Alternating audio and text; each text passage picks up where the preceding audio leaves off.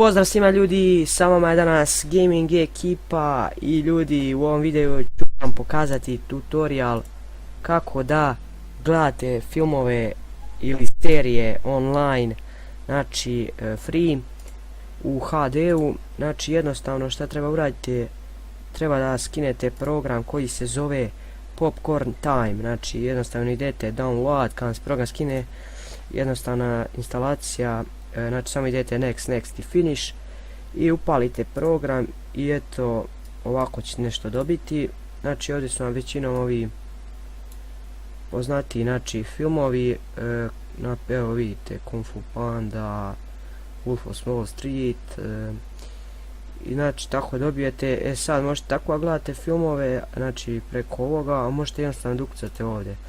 I na primjer sad ja hoću da gledam neki film, na primjer film Hobbit. Ukucam znači Hobbit i sad evo na primjer hoću da gledam ovaj film Hobbit Unexpected Journey. Znači samo idem na njega jednom i sad ovdje izaberete titl i sad imate da ga gledate u Full HD i u HD. Znači ja ga neću gledati u Full HD, nego gledat ću ga u znači samo HD 720p. Samo kliknete Watch it now, idete Continue i sačekate da vam se skine ovaj mali dio znači filma koji će vam biti potreban za gledanje. Evo brzo već ide. I znači ovako učitavam film. Sad ovdje će vam biti izgašen subtitle, pa ga opet izaberete znači srpski, Serbian. Dobro, uključeno je to, nego samo tako piše. Kao što vidite možete da gledate film. I sad vidite, znači to, i sad ako ćete na primjer da izglasite, jednostavno idete X. I znači opet izađete i sad, na primjer ako ćete da gledate neku seriju, evo znači idete TV shows.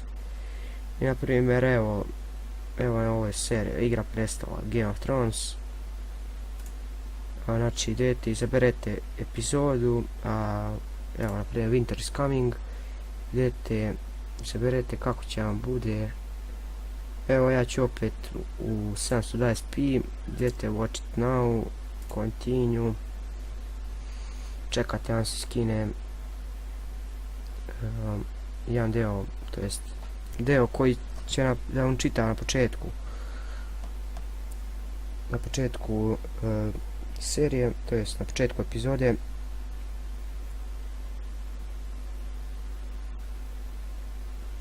Evo malo sačekamo, sad će to.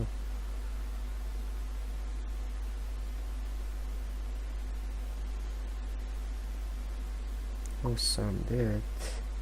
Valjda bi sad trebalo da skoči na, mislim da se odmah čita.